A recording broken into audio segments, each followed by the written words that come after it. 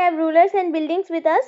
So between the 8th and the 18th centuries, kings and their officers built two kinds of structures. The first structures were the grand laws, while the second were the structure of the public activity.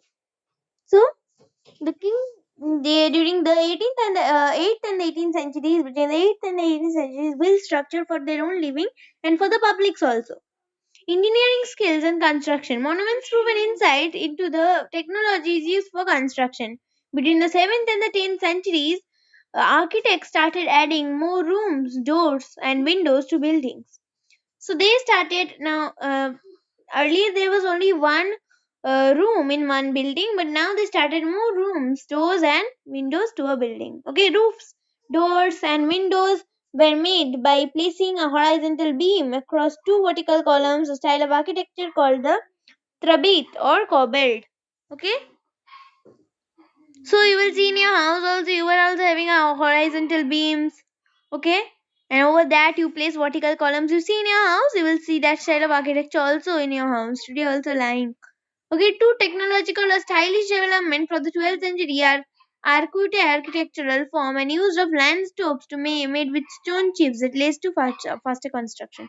So stone chips were laid with limestone. This you will find in the buildings made by the Delhi Sultanate and the Mughal rulers, etc.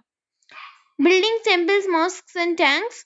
Temples and mosques were beautifully constructed because they were the places of worship and meant to demonstrate power, good or evil, well, the devotion of the patron. The largest temples were constructed by kings. The other lesser deities in the temples were gods and goddesses of allies and subordinates of the ruler. So people used to, the kings used to build many temples and etc. Okay, and then it had gods and goddesses in them. Okay, deity of different deities. Muslim sultans and Parshas did not claim to the incarnations of God, but Persian court chronicles describe the sultan as a shadow of God. So the Muslim rulers were considered as a shadow of God. That means it is in the incarnations of God. Okay. Next, as as each new dynasty came into power, kings wanted to emphasize their moral right to be the rulers.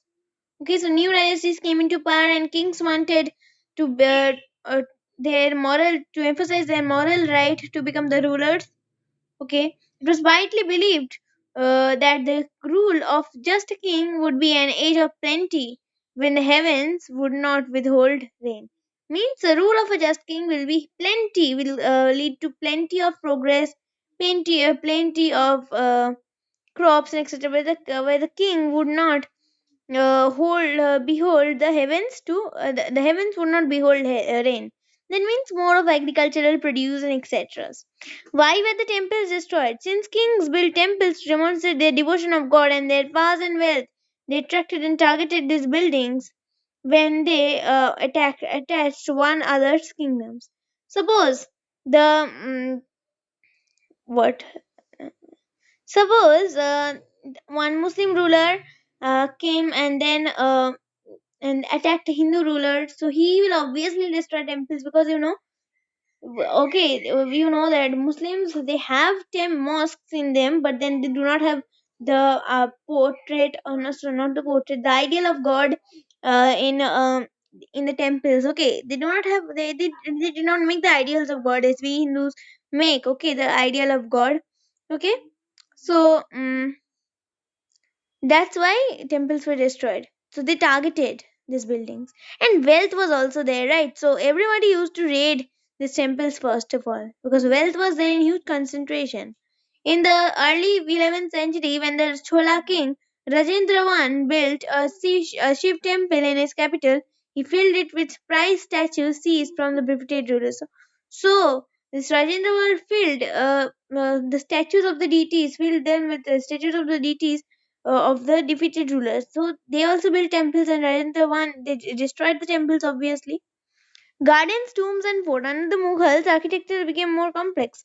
Babur, Humayun, Akbar, Jahangir, Shah Jahan were personally interested in literature, art, and architecture. Babur got gardens called Chahara Bagh built in Kabul. Okay, so that time Afghanistan was also ruled from India only, ruled from Delhi only.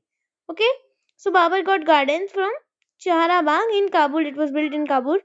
They were further constructed in Kashmir, Agra, and Delhi by Akbar, Jahangir, and Shah Jahan.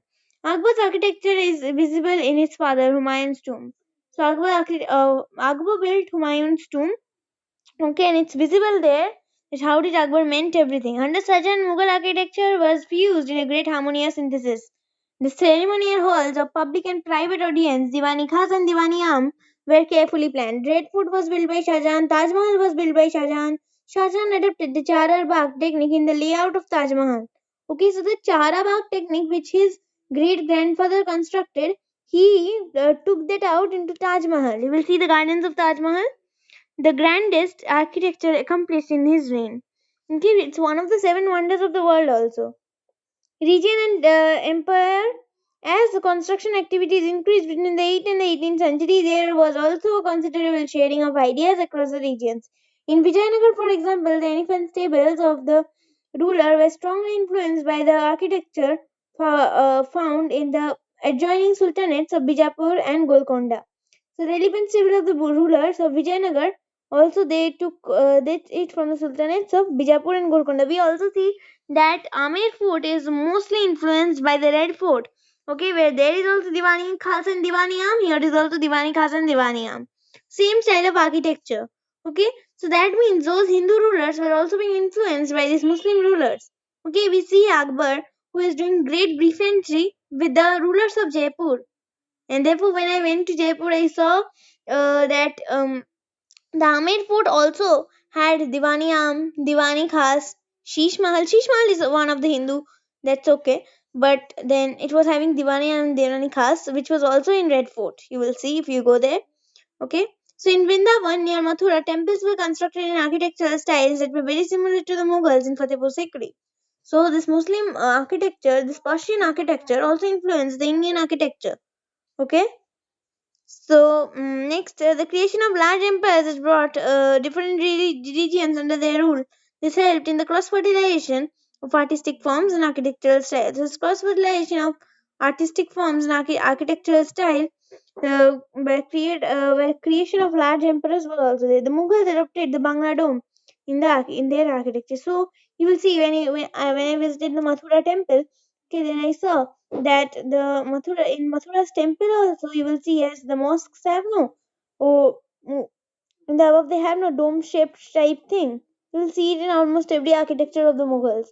That thing was built by Aurangzeb in the Mathura temple also, as it's the birthplace of Krishna. So you know that it must be a Hindu architecture, but then the other part is meant like that only. Okay, so these invaders did this. They destroyed temples, they built it on their own, like these things. Okay, this was the video.